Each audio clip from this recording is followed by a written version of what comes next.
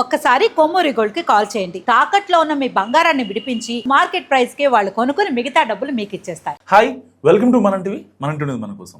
ఉన్నత విద్యను అభ్యసించాలనే ఆశ ఉన్నప్పటికీ ఆర్థిక ఇబ్బందుల కారణంగా చాలామంది విద్యార్థులు వెనకడుగు వేస్తుంటారు.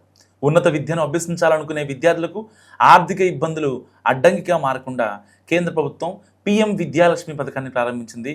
ప్రతిభ ఉన్న విద్యార్థులు డబ్బుల సమస్యల కారణంగా చదువును ఆపకుండా ఉండేందుకు ఈ పథకం ద్వారా విద్యా రుణాలు పొందే అవకాశం కల్పిస్తున్నారు.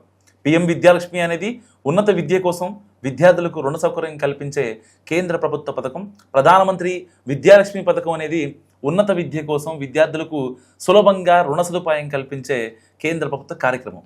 సో దేశంలోని గుర్తింపు పొందిన ఉన్నత విద్యా సంస్థల్లో ప్రవేశం పొందిన విద్యార్థులు వివిధ బ్యాంకులు విద్యా రుణ పథకాల ద్వారా ఒకే పోర్టల్ ద్వారా తెలుసుకొని తమకు అనుకూలమైన రుణానికి దరఖాస్తు చేసుకోవచ్చు. అండ్ ఈ పథకం ద్వారా విద్యార్థులు ఒకే వేదికపై పలు బ్యాంకుల విద్యా రుణ పథకాల వివరాలు తెలుసుకొని ఆన్లైన్లో దరఖాస్తు చేసుకునే సౌకర్యం ఉంటుంది. సో ఈ పథకం ముఖ్య ఉద్దేశం ఏంటంటే ఆర్థికంగా వెనుకబడిన విద్యార్థులకు ఉన్నత విద్య అందుబాటులో తీసుకురావడం, ప్రతిభ ఉన్న విద్యార్థులు డబ్బు సమస్యలతో చదువును వదిలేయకుండా చూడటం, విద్యా రుణ ప్రక్రియను సులభతరం చేయడం, పారదర్శకంగా రుణ సదుపాయం కల్పించడం కోసం కేంద్ర ప్రభుత్వం ఈ పథకాన్ని ప్రారంభించింది.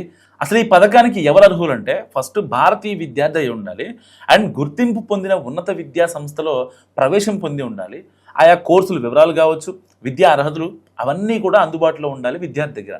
అండ్ అంతేకాకుండా బ్యాంకు నిబంధనలకు అనుగుణంగా రుణ అర్హత కలిగి ఉండాలి.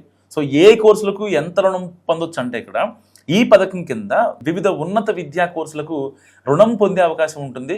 సో ముఖ్యంగా ఇంజనీరింగ్, మెడిసిన్, మేనేజ్మెంట్ కోర్సులు, న్యాయ, విద్య, ఇతర ప్రొఫెషనల్ ఉన్నత విద్యా కోర్సుల్లో సీట్లు పొందిన విద్యార్థులు దరఖాస్తు చేసుకోవచ్చు. కాలేజ్ ఫీజులు అండ్ హాస్టల్ ఫీజులు, పుస్తకాలు, పరికరాల ఖర్చులు, పరీక్షా ఫీజులు, ఇతర విద్యా సంబంధిత ఖర్చులు రుణంతో మొత్తం కవర్ చేస్తుంది. ఎలా దరఖాస్తు చేసుకోవాలంటే విద్యార్థులు పిఎం విద్యాలక్ష్మి పోర్టల్ ద్వారా ఆన్లైన్లో దరఖాస్తు చేసుకోవచ్చు. తమ వ్యక్తిగత వివరాలు, విద్యా వివరాలు, అవసరమైన పత్రాలను మొత్తం అన్నిటి సబ్మిట్ చేయాలి. అనంతరం అందుబాటులో ఉన్న బ్యాంకు రుణ పథకాల్లో తమకు సరిపోయే దానిని ఎంపిక చేసుకుని దరఖాస్తు చేసుకోవచ్చు. అండ్ దరఖాస్తు సమయంలో సాధారణంగా విద్యా రుణ దరఖాస్తుకు అవసరమయ్యే పత్రాలు ఆధార్ కార్డు లేదా గుర్తింపు పత్రం, విద్యా అర్హత సర్టిఫికేట్లు అండ్ ప్రవేశ ధృవీకరణ పత్రం, ఫీజు వివరాలు, ఆదాయ ధృవీకరణ పత్రం, అవసరమైతే bank statements, passport size photo సమర్పించాలి. సో ఈ పోర్టల్ ద్వారా విద్యార్థులకు రుణ ప్రక్రియ సులభతరం అవుతుంది. అనేక బ్యాంకుల వివరాలు ఒకే చోట లభిస్తాయి. సో ట్రాన్స్పరెన్సీ పెరుగుతుంది అండ్ ఉన్నత విద్యకు ఆర్థిక అడ్డంకులు అనేవి మొత్తం తగ్గుతాయి. సో డిజిటల్ విధానంలో దరఖాస్తు చేసే అవకాశం ఉంటుంది. అయితే విద్యా రుణం తీసుకునే ముందు వడ్డీ రేట్లు, తిరిగి చెల్లింపు నిబంధనలు, రుణ కాల పరిమితి వంటి అంశాలను పూర్తిగా తెలుసుకోవాలి.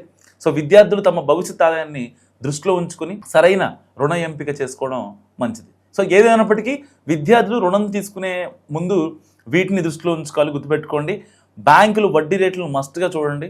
అండ్ తిరిగి చెల్లింపు విధానం కూడా డూస్ అండ్ డోంట్స్ కూడా మస్ట్గా తెలుసుకోండి. అండ్ కోర్స్ పూర్తయ్యాక చెల్లించాల్సిన మొత్తం గురించి ఒక పర్ఫెక్ట్ అవగాహన కలిగి ఉండండి.